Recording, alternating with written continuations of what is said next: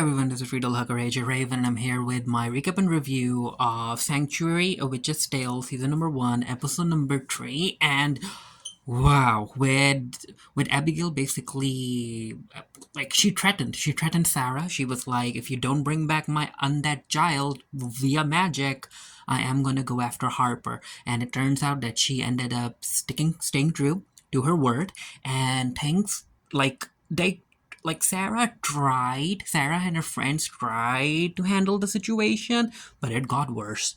It got worse, and it's only gonna get on worse from here. And I'm certain that nothing is gonna happen to Sarah and Harper, or at least I hope so. But seeing such like the way that things are escalating, it's like it's way too close to how things escalate in the real world in the sense, even though this show is about magic and witches. But anyway, we'll get back to it in a bit. So episode number 3 actually opens up with this video footage, which basically plays as a flashback of Harper, Dan, and B and their moms just enjoying time together, and everyone is happy that Harper and Dan are a thing. And I'm like, okay, I personally, I'm not really sure because I don't want to judge no one. Like, this is just my personal opinion. You can think whatever you want, of course. It's just that when kids grow up together and their moms are like this close, I feel that the dynamic between those kids is more of a sibling type kind of thing instead of a romantic kind of thing that this show ended up portraying. It's like you basically know each other since you were born, right? Or since you were kids. So when you're growing up, you end up being like, that's like my sister, or you think of each other as cousins, and it's just weird. But anyway, again, this is how the show is portraying this friendship between the kids, which is clearly romantic. But then again, I think that considering that they live in a very, very small town, maybe the options are limited. But yeah, so basically it turns out that Sarah, I guess, was watching this video, and Abigail is still trying to talk to Sarah, and Sarah has been avoiding her calls, and Abigail is like, you know what, if you want to play like this, then go ahead, don't say that I didn't warn you. And as Sarah is walking through town in order to get to her house, she is noticing that people are avoiding her. She's saying hello, and no one is saying hello back, and you know that they have turned against her because of the witch and the witchy rumors and all of that stuff. And Harper basically, it's like Dan's death could be due to magic and yada yada yada. So anyway, she goes home, and on the front door she sees this red star, which is like the pentagram, and it's kind of like a satanic symbol. So of course she's worried. She ends up calling Maggie and her partner because this is a crime scene, right? This is a clear threat, especially to Sarah, who's a witch. And Maggie is trying to figure out why anyone would do such a thing. And then she's like, can I talk to Harper as well? And Sarah's like, you know what? I know that you have your own opinions when it comes to parenting, but when it comes to witch families, we don't keep our children on a leash. And Maggie's like, clearly. And you know what? She has a point. I'm like, I understand not wanting to helicopter parent your children, but at least keep an eye on them. At least know what they're going through, because Harper went through a lot and Sarah had no idea. Pierre walks in and Maggie kind of recognizes him, and she's like, you know what, I do recognize you. I was stationed here a few years back, and there was this call of an injured child or screaming or something, and Pierre, like, of course he lies. He's like, no, we don't know each other. Pierre's like, okay, Sarah, what's the plan? And Sarah's like, you know what? If magic was used to kill Dan, there must be residual magic over in the warehouse. So I'm gonna go to the warehouse and see if I can detect some magic. Also, while all of this is happening, Abigail decides to talk to the sanctuary reporter because, yeah, she wants to tell Dan's story and basically incriminate Harper, get the rumor mill starting. Then we cut to Harper, and she's jogging on the beach, and yeah, people are ignoring her too. They're like, oh, that's the witch's daughter. That's the witch's daughter. She gets a text.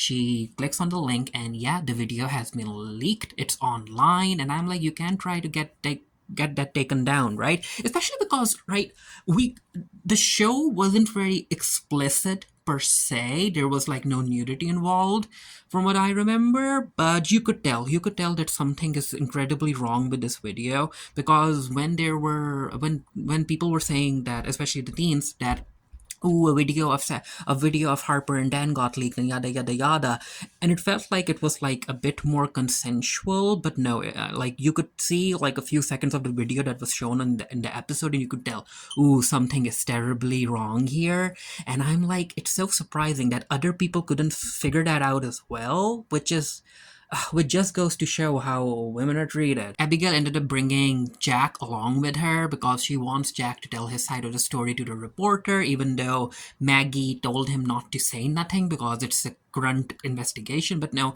he ends up telling the reporter that Dan's accident wasn't an accident and witchcraft was involved, and that witch was Harper. In the previous episode, Maggie and her partner ended up reaching out to a magical investigator, and this is who the magical investigator is.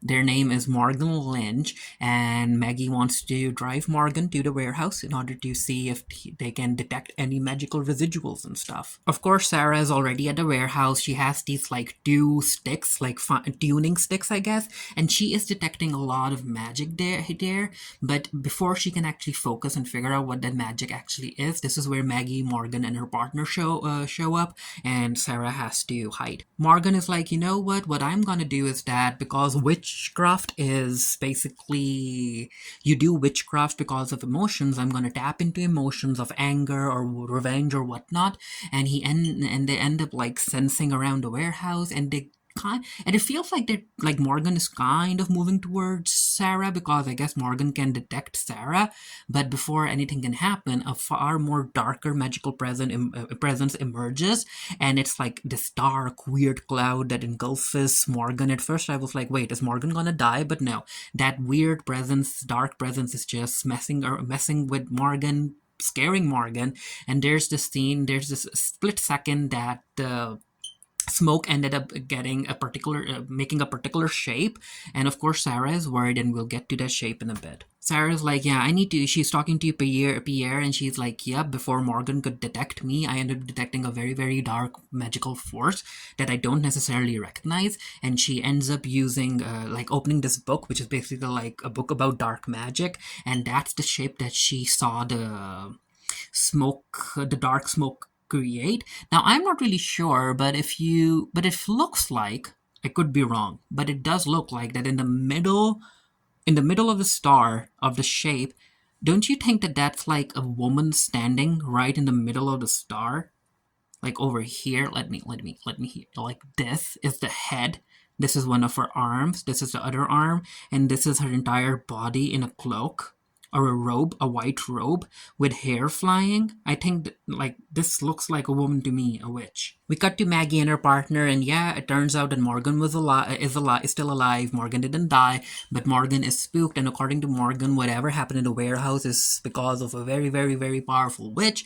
And Maggie and her partner are like, huh, but Sarah is like the only registered witch in Sanctuary, so does that mean that there is another witch roaming around that's not registered? And if that's the case, then that's yeah, we need to figure out what to do. And apparently, according to Maggie and what Maggie knows, or maybe Morgan told Maggie, that other witches can detect each other if they're in close proximity to each other. So that's also something that Sarah is gonna check too. So Morgan is gonna check for witches, and Sarah is gonna try and check for witches too, in order to see if someone else is an unregistered witch in Sanctuary. Also, of course, because of the video being leaked, Maggie gets the link sent to her too as evidence, and yeah, this is bad. After dropping Morgan off in like the city hall or town center, so Morgan can search around for a witchy connection, Maggie ends up noticing Jake, and she's like, Jake, why are you not keeping the investigation under wraps? Why are you do you know who ended up leaking the video and yada yada yada? Do you know anything? And Jake is like, well, as far as I know, it was Dan is the one who ended up making the video. And Maggie's like, are you sure? He's like, yep, it was Harper's idea. So even though Dan is the one who recorded the video, it was Harper's idea to have the video recorded. And I'm like, wow, Jake, wow. And Jake is like, you know what, Maggie, I won't be answering any more of your questions because my dad told me not to talk to you without an adult present. And then we cut to Abigail, and this was a very, very, very intense scene because, again, the town knows that the news about Harper basically using witchcraft in order to kill Dan the people in the town know about it. And Dan's father isn't happy about it. He's like, Abigail, why would you tarnish my reputation? Don't you care about my reputation? And Abigail's like, what do you mean your reputation? I lost my son. I'm trying to get justice for her son. And of course, her husband isn't having any of it. And because Abigail isn't agreeing with him, he basically ends up physically threatening her. So you can tell that Abigail is in an abusive relationship, and I think that abuse ended up translating into Dan. And Abigail, because she just wants to feel loved and yada yada yada, and she wants to uphold her reputation in town, she just goes along with it. Maggie ends up talking to Jake's dad, and she's like, why would Jake talk to the reporter even though we told him not to say anything? And Dad is like, I guess Jake's dad's name is Ted, right? And Jake's dad, I guess Ted, let's call him Ted. And Dad is like, you know what? Maybe he isn't happy with how the investigation is taking place. That's why he did what he did. And also, you know that the evidence is there. You know that it's Harper who used witchcraft and yada yada yada. And Maggie's like, are you even listening to yourself? If Harper is convicted of killing Dan, then the punishment is a death penalty. So you really, really want a young girl to be punished to death, right? To be executed and whatnot. And he's like, well, we're just upholding the law, yada, yada, yada. And I feel that you don't have the stomach for it. And Maggie can't really, she can't believe that he's saying all of that to her. And before she leaves, and she's like, my name is Maggie. I'm the DCI, I'm the head inspector in this case, so show me some respect. The entire scene with Maggie and her, not necessarily boss, her boss in the past, I guess, because she's basically above him now. But yeah, the entire scene basically showed how she still has to prove herself in such a work environment, which is very, very male dominated. And then you can say that there's this level of misogyny and then racism involved and yada yada yada. So yeah, this show has layers to it. And again, so after having that heated conversation with Dad, she walks out, she tries to calm herself, and her partner comes out, and he's like, you know what, let's go get some custard donuts. Sarah and Pierre are walking around town, and Sarah notices or feels the private investigator, the magical investigator, and Sarah hides from Morgan, and she's like, yup, we need to stay away from Morgan. Because Morgan ended up detecting me in the warehouse, so Morgan might end up putting two and two together, and I don't want that. Because, again, that's the wrong conclusion. Yeah, of course Sarah was there in the warehouse. Morgan ended up detecting Sarah, but Sarah's not responsible for Dan's death. And then, in a very surprising scene, it turns out that Abigail and Jane's husband had an affair, a secret affair, and things got so serious that I guess they were ready to leave each other's spouses in order to create a life for each other, but then something happened, and he realized that no, he loves Jane and his daughter, so he decided to break things off. But Abigail wasn't happy with it because, again, Abigail's husband is abusive. So after how her husband threatened her again, she basically reached out. He showed up, and he's like, why do you want to even talk to me? We said that we are done. And Abigail's like, no, you're the one who made this decision. I never said that we were done. You said you loved me. You were going to leave your wife for me. And I'm like, Abigail is such a selfish person. She does not care. She uses Sarah, and again, she doesn't care if her husband's, she's having an affair with one of her best friend's husbands, and she wants her best friend's husband to divorce her best friend. Abigail, what's wrong with her? Bridget wants to talk to Sarah. Pierre is there as well. And Bridget's like, okay, Sarah, what's up? And this is where Sarah ends up saying that, because Bridget is like, you know what? This news report thing against Harper, Abigail isn't involved in this, right? Because Abigail loves you. She's your best friend and yada, yada, yada. And Sarah's like, you know what, Bridget? You have this all wrong.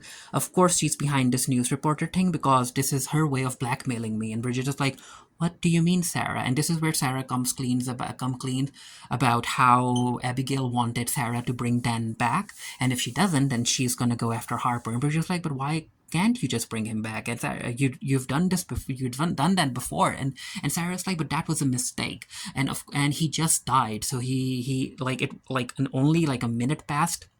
And I brought him back, but this time it's different. He's been dead for a very, very long time. And if I do end up bringing him back, apparently according to which law you are sentenced to death for bringing an undead person back to life. And she's like, no, I won't do this, and I shouldn't have done it in the first place either, because again, it's against the laws of nature. But now that Bridget knows that Abigail ended up blackmailing Sarah like that, Bridget's just like, you know what, I'm gonna go and talk to Abigail. We get this scene where Maggie and her partner are coming back, and they notice that Ted is actually talking to the investigators, and and they are asking like, is Harper involved in Dan's death? Is witchcraft involved? And he's like, no opinion, but you can tell that he's basically insinuating that yeah, whatever you ended up hearing is true. And he also he basically tells the reporters that there's this video evidence that's very incriminating. And I'm like, wow, Ted, really? Wow, leave it to the police to be messy. Sarah ends up talking to Harper at their home, in their house, and this is where Harper's like, "Okay, mom, what's up? Why is the report out?" And yada yada yada. And Sarah ends up telling Harper the truth about how Abigail is behind all of this, and that Abigail wanted Sarah to bring Dan back. And Harper is like, "But you can't. If you bring him back and you get caught, then according to law, it's a death penalty for you." And Sarah's like, "Yeah, I understand. I won't do that." And Harper's like, "You know what? In a way, I don't want him back. I'm glad that he's dead." And Sarah's like, "What? What do you mean?" And we get an explanation from Harper regarding the video and why it was made. So basically, it turns out that Harper knows who Dan actually is. He's like manipulative and abusive and yada yada yada. And Harper ended up breaking up with Dan, but Dan didn't take that lightly. But so Sarah's like, "But so he was angry and whatnot?" And Harper's like, "No, he wasn't angry. After I broke up with him, we were at this party, and he ended up basically drugging me, and then he assaulted me, and he recorded the video. He was acting all nice." Basically, Harper wanted to tell Sarah that people don't know who Dan actually is, because people have been idolizing this perfect version of Dan, but behind closed doors, Dan is a very, very like bad person. And then B ended up getting involved as well, Jane's daughter, because it turns out that Dan ended up hooking up with B. And I'm like, okay, that's bad. But yeah, that happened, but it was a one-off thing. But B is of course still jealous that Dan went back to Harper, and now I guess she also blames Harper for Dan's death.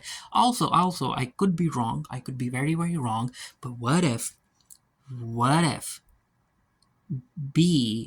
Dan is actually the son of Jane's husband and Abigail? What then? Like, no, don't do that. Then that would mean that B and Dan slept together. And that's, incest. Ooh, oh no. Maggie ends up talking to Morgan, and Maggie is like, "Hey Morgan, I need you to watch this video. It's of this girl, and notice the hand movements, and I want you to tell me if those hand movements resemble anything witchcrafty." And Morgan's like, "No, when you're casting spells, your hand movements are very precise, very polished. All of this is frantic hand movement. This is just a video of a very, very young girl being frantic and angry and yada yada yada." And I'm like, "Yeah, use that during the court trial or something." So the reporter wants to talk to Harper, and the reporter knocks at Sarah's door. Of course, Sarah doesn't answer, and the reporter goes away. And this is where Sarah is like, "Yeah, Harper, you don't have to talk to the reporter anymore, but I'll handle all of this." And Harper's like, How are you going to handle this? You're going to meet Abigail, and you're going to tell Abigail the truth about her son, right?" And Sarah's like, Not necessarily." And Harper's like, "What do you mean, Mom? I just told you the truth about what Dan did to me, and you're not going to tell Abigail." And Sarah's like, "You know what, honey? We will talk about this. We will tell Abigail the truth, but now is not the time. Now is not the time, because Abigail is after you, and if I bring that up, she's never gonna step down. She's gonna come after you with a vengeance. She's Dan's mom. You need to understand that." And Harper can't believe what she's hearing. She's like, "Yeah, I knew it. You're always like this. You're non-confrontational. You just want to run away, and you aren't even supporting your daughter when your daughter needs your support the most." And I'm like, I'm conflicted with this scene. I'm really conflicted, because on one hand, I can see where Sarah is coming from, but like dropping this on Abigail right now, considering the status that she is in right now, I understand why Sarah doesn't want to do that, but I can also understand Harper, because she just told her mom the truth about the trauma that she's still going through, and she wants her mom to support her and fight back, and it's complicated. It's time for Morgan to leave, and they're like, okay, so you're gonna go back to the moot and tell. I guess that they are like basically like the high leader of the witchcraft coven or something. And are you gonna tell your leader about what you saw in the warehouse? And Morgan's like, well, not necessarily. I left the moot. I guess Morgan left the coven, and now Morgan basically works as a private investigator with the police, so that witches around the area can basically have a high chance of getting justice because the law doesn't treat witches well. Morgan comes to check on Sarah, and Morgan's like, okay, Sarah, I'm gonna ask, when it comes to Harper's video that was leaked, can you tell can you tell us of anyone who might want to take revenge over Harper's name against Dan? Anyone? And Sarah's like, you know what, this isn't the time, just leave. Bridget has invited Abigail over, and comes in, she sits down, Jane is there as well, and Bridget's like, okay, Jane and I have talked this over and we have come to a decision. Abigail's like, yeah, you've come to a decision, you're seeing sense, you're gonna side with me now, right? You're gonna realize that Sarah owes me. And Bridget's like, no, you got this all wrong, Abby. When you think about it, it's we who owe her. Don't you remember what she did to you like 6 years ago? And this is where we get a flashback of Dan falling from the ceiling. I guess he broke his neck. Everyone's crying, and Sarah just has to do something because she ends up bringing Dan back because she loves her friends, especially Abigail. And yeah, Dan's back. And even though the police is coming, she tells Dan that, okay, Dan, you don't remember anything, but when the police show up, this is what you're gonna tell the police, which is basically like all of them were involved in coming up with a weird story to hide what Sarah did to Dan. And this is where they make Abigail understand that no, Abigail, just think about it. She still gave you 6 more years with your son, 6 years that you were never gonna have. And now that Dan's dead and his death was an accident, this is how you're treating her and her daughter. You need to see sense. And Abigail's like, oh no, I'm sorry. Yeah, I'm gonna apologize to Sarah. And you just know that something bad is gonna happen. Maggie ends up going to meet her boss. He's in town, and it turns out that his boss, I guess they both work together, but his boss he ended up getting the offer before her because yeah, it's a boys club, right? And he's like, okay, so what did you wanted me to do? Did you want me to reject the offer? Would you have rejected the offer? And Maggie's like, yeah, I understand why you took the offer, yada yada yada. So it turns out that they were in a relationship, and I guess they were on again, off again, and then they both took a break from the relationship, but he couldn't get over her, so he's back, and yeah, they make out. Sarah goes to Bridget's, and Abigail is like, I'm sorry, Sarah. I'm sorry for everything I put you through. I was hurting. I miss Dan and yada yada yada. I know it's not your fault. I know it's not Harper's fault. And Sarah's like, can you forgive me? And Sarah's like, of course I can forgive you. But Abigail, you have to do something for me. You have to say, I need to hear you say that Harper is not responsible for Dan's death. And that's what Abigail says. She's like, yeah, I understand that Harper is not responsible for killing my son. And then they hug it out. And as they're hugging, this is where Bridget's wife calls for them, and she's like, guys, you need to come watch this. And yeah, Harper decided to talk to the reporter. You know what's happening. And this is where Harper basically tells everyone that Dan ended up R-wording her. And yeah, it's out there now. It's out there. And Sarah can't believe what she just saw. And because, again, as far as Sarah's concerned, she was handling the situation. But no, Harper, because I guess her mom wasn't supporting her the way that she wanted her to support her, she decided to go to the reporters, and she basically, it got so much worse. The entire situation has gotten so much worse. And Abigail is like, how could Harper say such a thing about my son and yada yada yada, and you knew about this, and you still wanted me to apologize? No, Sarah Fenn, this has only started. You're gonna rue the day. And of course, Sarah just runs out, and Abigail basically is like, yeah, this is war. This is war, and this is where the episode ends. Ooh, also, I have to say that Lizzie ended up appearing in this episode a bunch of times, and I'm like, maybe it was Lizzie? Is Lizzie like an unregistered witch or something? I don't know. I could be wrong. It could even be B. Who knows? I'm not really sure. Like, at this point, I have no idea who ended up doing what and why in order to kill Dan. I'm not really sure how they even got access to such dark magic. But yeah, if I end up doing a written review for the geekier, the link to review will be down in the comment section below. It was an intense episode. I liked it, and there's only 4 more episodes left. It's like, again, it's not the most well-written show, but I'm enjoying the heck out of it. I am. I really am, because again, the things that are happening with people coming after Harper, and the rumors and the accusations, like, these things happen in real life. Like, these things can happen. There can be an Abigail out to get you. It can happen. But yeah, let me know what you thought down in the comment section below. And until next time, stay happy, stay safe, stay blessed. See you guys later. Bye.